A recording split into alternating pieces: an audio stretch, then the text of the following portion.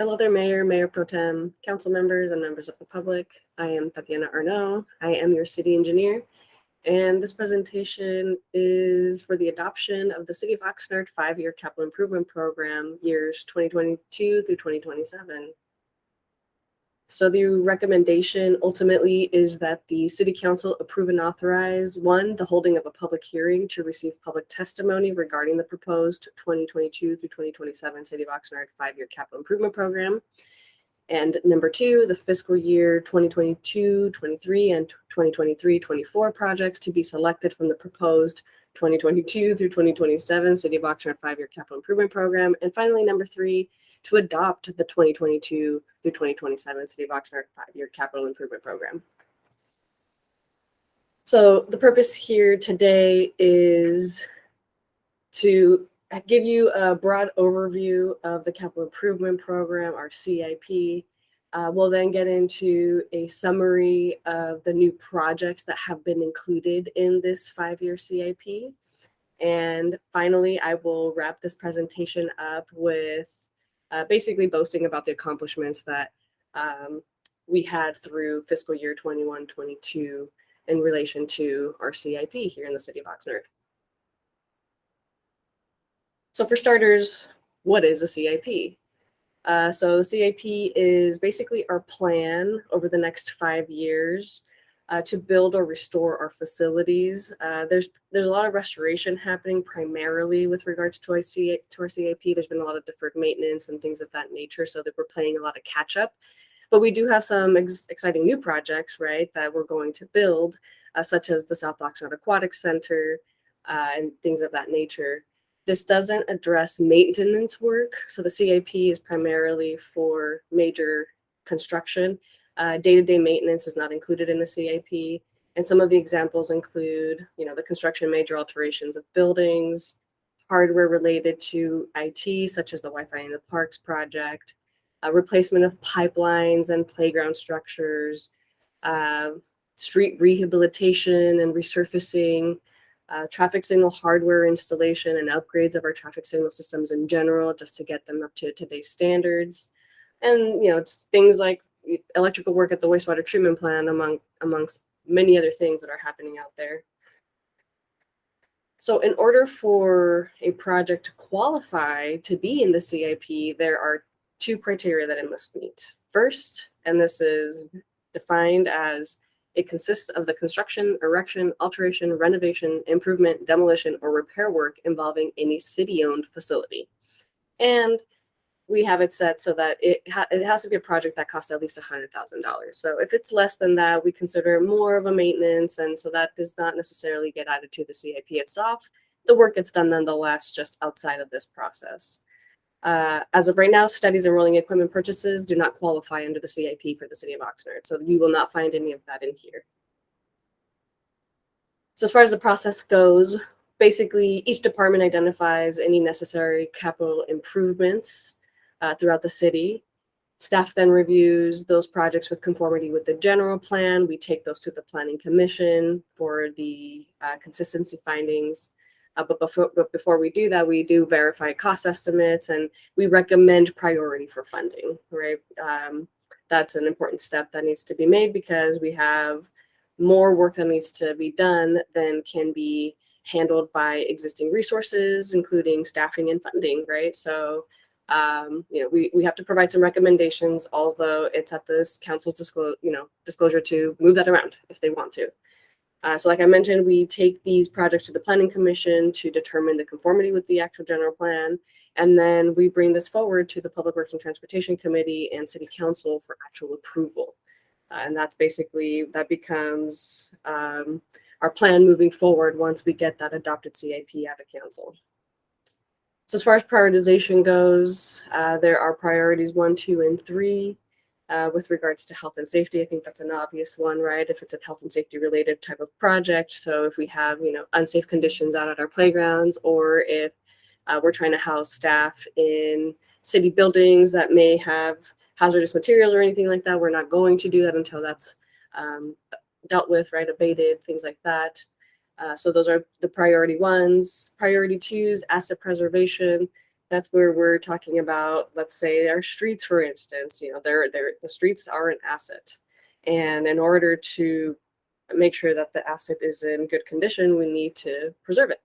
And we do that by rehabilitating the streets, resurfacing them, maintaining them, basically, ideally getting back to a proper maintenance cycle so that, the asset is preserved. Same thing with our pipelines. We want to make sure that those are always functional and reliable for our residents here in the city. So we'll set those up priority too, as far as just preserving those assets. And then the last priority, and that's just because, if we're trying to build new buildings or expanded services, those tend to fall towards the third priority, only because we already have so much as a city that we need to maintain that's existing. So we have to be mindful of that. But nonetheless, we still do build new expanded services. There are other things that we took into consideration when prioritizing council priorities, right? So the council actually already took an action last year in 2021. Basically, they set their 5-year priorities, and some of those contained capital projects. And so, such as the South Oxnard Aquatic Center and restoring our proper paving cycle, repairing our alleys, things of that nature. So although those fall, more towards the priorities 2 and 3, we still are making sure that we are working on those projects actively because it's a council priority. Additionally, grant funding, because there's deadlines associated with those grant funds, and there's a lot of grants available right now. So we are lucky enough as a city that we're getting a lot of them, but we need to make sure that we're able to prioritize them in order to get them done in a timely manner to retain that grant funding. And other things like urgency and staff capacity, right? So sometimes there's things that come up that are urgent, so they have to come up on the list, but we have to be mindful of the fact that while it's very exciting that we have all this funding coming in, we still are limited by the staff we have in-house. And although we've been fortunate enough to hire quite a bit of new staff, there's still some startup that needs to happen with each of them. And so it takes a little bit to get things really rolling, but we're confident that we're getting there. And the current CIP reflects that ability to now deliver on these additional projects. As far as the way that the CIP is organized, we have in the back appendices, we have examples of projects by funding source, council, district, and fiscal years. So here are the 4 bullet points. Basically, that's appendices A through D. So it's by fiscal year, then funding source, by fiscal year, then by district, by fiscal year alone, by fiscal year, then by priority, right? So there's multiple ways that you can take a look at these projects and how they're funded, where they're located, what the priority is, things of that nature. And as far as the categories go, we have 6 categories that any given project will fall into, and that's buildings, information technology, parks and open space, seawalls, transportation and drainage, and finally, utilities. So essentially, the task of the Public Works and Transportation Committee is to recommend, and then later for our city council to actually determine which project should be funded in which fiscal year, right? So at this time, only those projects that the committee will recommend and subsequently council would approve for funding are those in fiscal years 22-23 and 23-24. So actually, this is a change from previous CIPs. So in the past, the committee and council have basically recommended and approved for funding those in the following fiscal year only, which makes it basically they're funding one fiscal year at a time. What we're proposing is that they identify those that should be funded over the next 2 fiscal years. And this is for 2 reasons, or well, several reasons, but 2 major ones. It's to provide better project planning across the board. So if we're doing 1 year at a time, then we're having to go through this process every single year and planning projects on a year-by-year basis. Most projects they're not completed within 1 fiscal year. They usually span multiple fiscal years, typically at least 2. And so this will help us with just better project planning, and it's a more efficient use of the limited staff time we have. So that's why we're basically recommending funding allocations for a 2-year CIP rather than just doing the single year, which we've done in the past. So As far as the project sheet layouts go, again, we're showing you a preview here of what the new sheet layouts look like. They differ from past years in that we're actually showing what the funding is proposed by on a fiscal year basis.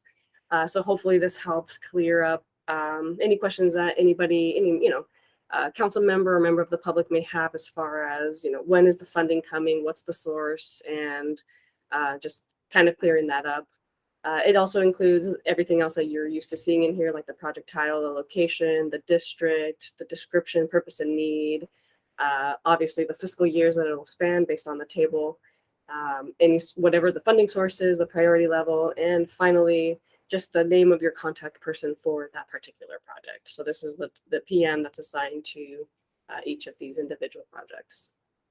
We do have a few new staff members since the production of the CIP. In fact, it's 3 more, so they are not shown in this draft, but we're hoping to have them incorporated into the final version of the CIP so that everybody can get to know their city's project managers. All right, so getting into the list of new CIP projects that are appearing on this iteration of the CIP. These are projects that have not been in the CIP before, and so I'm not listing every single one that's in there now. You're obviously more than welcome to actually look at the book. In fact, I encourage it. But what I want to highlight here is here's what's new. So here's a few pictures of some of those new projects. So Colonia Park improvements, the improvements at various fire stations, and then the Woolly Road Protected Bike Lanes project. So under buildings, we have building structural upgrades, City Hall and Annex exterior improvements, CIP improvements at Fleet Services Facility, CIP improvements at River Ridge Golf Course, some fire station upgrades, HVAC renovation over at our South Oxnard Branch Library. Under parks and open space, we added quite a few, including Colonia Park, Durley Park, Johnson Creek Park, the Olympic Skate Park in Colonia, which is a project that everybody seems to be very excited for. Improvements at the Oxnard Tennis Center. So we're going to finally go ahead and propose that we rehab those tennis courts at the Oxnard Tennis Center that are in dire need of it. Park playground shade structures and River Ridge playing field improvements. A lot of these funds are actually coming from our American Rescue Plan Act. And so, thanks to that influx of funding, we're able to start proposing a lot of these, exciting projects to finally get these parks cleaned up. Under transportation and drainage, we have, things like citywide sidewalk repairs, pedestrian improvements at the Channel Islands Bridge, improvements to the Savers Road corridor, traffic safety improvements, things of that nature. Under utilities, we do have a proposed project, although it's in the unfunded section of the CIP, that's Appendix C, for electric vehicle charging stations. We will be applying for grants for these. So although it's in the unfunded list, we hope to be successful in some grant funding and be able to advance this project forward. Aside from that, we have wastewater collection, gravity main improvements. We have some more projects over at our wastewater plant, including dissolved air filtration improvements and interstage pump station, the outfall repair. And then as far as the water side goes, there are only 2 new projects, which are basically, we need to drill new wells at these 2 locations, at Blending Station 3 and at the Water Division headquarters.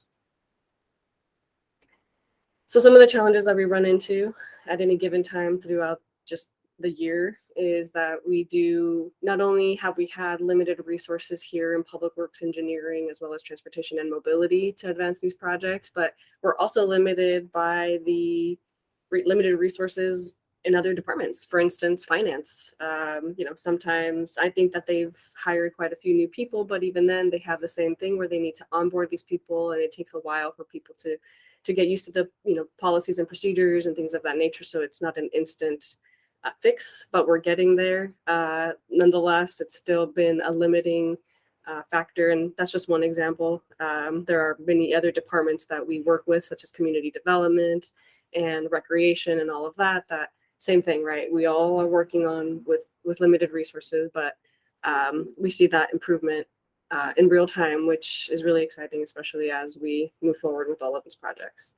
I mentioned American Rescue Plan Act funding already, so there has been a substantial increase in workload due to the fact that money's come in, as well as Measure E, which again, it's very exciting that we have all of this money, but it does mean that we need more resources in order to make it happen. This is something that affects us primarily here in public works engineering and transportation and mobility, the construction delays due to material and labor shortages. So just like as a city, we struggle with bringing people on board and finding good staff to make offers to, so do our contractors, and so do, honestly, even our consultants are struggling with getting engineers and professionals on board. At this time, it's something that's happening across the board, and so that's something that we're aware of, and that does deeply affect our project schedules. And then we have an inflation rate that's going up at 7.9%, at least that's the last CPI that came out. So with that obviously comes an increase in construction costs. So and another thing that we're fighting against is not just a CPI inflation, but we also have so much money coming in through the state and the feds across the board, not just in Oxnard, but in every agency across the nation, which again is exciting, but it does mean that it makes it a little bit let's call it less competitive for the contractors. They have enough work to go around. So that means that their prices will go up in terms of when they're submitting bids to us and things of that nature. So just wanted to point out that while we have a lot of exciting things going on and projects aren't getting completed, we do face these challenges on a day-to-day basis. All right, but now getting into something more exciting than that. So here's basically the part of the presentation where I go over everything that we were able to accomplish over the last year, which is incredible considering all of the challenges that I mentioned, right? So we have 30 projects in the design phase right now, 10 that are in the bid phase, 15 projects that are worth over $80 million that are currently in construction as I put this presentation together. And then finally, we completed 19 projects that are valued at about $45 million. And so we're going to get into those right now. So we finished the Bryce Canyon and Fremont Street resurfacing project last fiscal year. So this was for Bryce Canyon North and South, as well as Fremont North neighborhoods. This was just the streets. We did not do the alleys. At the time, we didn't have funding for alleys. But we do intend to come back and wrap up those alleys as well, now that there's funding available. We also did residential street resurfacing for various residential streets throughout the city using our new on-call agreement that council approved just last year, which has been a tremendous help in getting these projects executed in a much more timely manner. These were streets that were primarily, rated at a PCI of 35 or less. So these were streets that were in really bad shape. And so as you can see here in this before and after, there's been much improvement across the board in these areas. So we also went down C Street and we did a maintenance overlay and installed class 2 bike lanes, some shared roadway markings, and basically made it a bicycle route. And so this is actually the street that made it onto our cover page for the CIP this year. They did a really good job out there, and we have seen a lot of cyclists using this since we've installed them. Over at Garden City Acres Park, we did two things. Basically, we installed a new basketball court and refurbished the one that was there already. So basically, kids now have double the ability to play basketball out there, or whatever else that they're doing. And so here's a before and after of that. La Colonia green alleys. So we basically added some curb bulb outs, pedestrian crossing enhancements, and added some drought tolerant landscaping and stormwater capture devices here throughout the La Colonia neighborhood. So that was mostly at the entrances to the alleyways. We will be coming back with full resurfacing for the actual roads, and then we're going to be reconstructing the alleys as well. As for our building side of things, we did finally complete the 10 improvements and ADA upgrades of the third floor of the Civic Annex building. So this is where finance is housed. This was a dramatic transformation from what was there before, and hopefully it's been functional for our folks over at finance. So that was just a few examples. This is actually now the comprehensive list of the 19 projects that were completed. So we did complete the Emergency Operations Center renovation, the finance department remodel. We replaced the roof over the Colonia Park basketball gym and youth center. The PAL South wing was replaced as well. Garden City Acre Park improvements, like I said. We did the basically redid the basketball or the basketball courts and added a new one and some walking path upgrades as well. As far as transportation, we did Bryce. We're going to be wrapping up Doris Avenue before the end of this fiscal year. Fremont North was done. Residential streets in various areas was done. We redid 2nd Street. We're going to start Teal Club very soon, and that'll be done by the end of this fiscal year. Woolly Road and Savers Road crack seal, same thing. The contractor's starting to mobilize for all of these projects, so they'll be done by the end of the fiscal year. Hero Alley's reconstruction is already underway. It'll be done here in the next month or so. Citywide Alleyways Phase 3A, same thing. It'll be done here in the next month or so. And then La Colonia Green Alleys. Under utilities, we did the sewer trunk sewer manhole replacement Phase 1 project. We're wrapping up the Wainimi Road Recycled Water Pipeline Phase 2 project here in the next few weeks. La Colonia Neighborhood Cast Iron Pipe replacement, same thing. Over the next couple of weeks, we should be wrapped up and out of that neighborhood for cast iron, at least. Again, we're coming back with resurfacing for the entirety of La Colonia neighborhood, but at least the cast iron pipe will be completed soon. And then the lift station number 28 demolition over on Wainimi Road was completed as well. As far as the financial impact goes, there is no direct fiscal impact with the adoption of this 5-year CIP. The CIP pretty much just provides a full fiscal presentation of projects that are planned to be actually undertaken over the next 5 years, but that's obviously assuming that funding is available. Projects that council identify and approve to be adopted in this CIP for fiscal year 22-23, so that's this following fiscal year, will be presented for adoption during the city's budget approval process this June. So basically, we will only be appropriating funds for projects that are approved for the next fiscal year, but we also would like to identify fiscal year 23-24 projects that would then fall under that budget cycle without coming back to you with the full CIP, right? So it goes back to just efficiency, better project planning, and just doing what we can with the limited resources we have. So I just want to make that clarification that right now, council, even though you're approving a list for the next 2 years of CIP projects, only those in fiscal year 22-23 will actually be appropriated, and that's with this next budget cycle. That does conclude this lengthy presentation. I very much appreciate you taking the time to listen, and I'm happy and excited to take any questions you have. Thank you.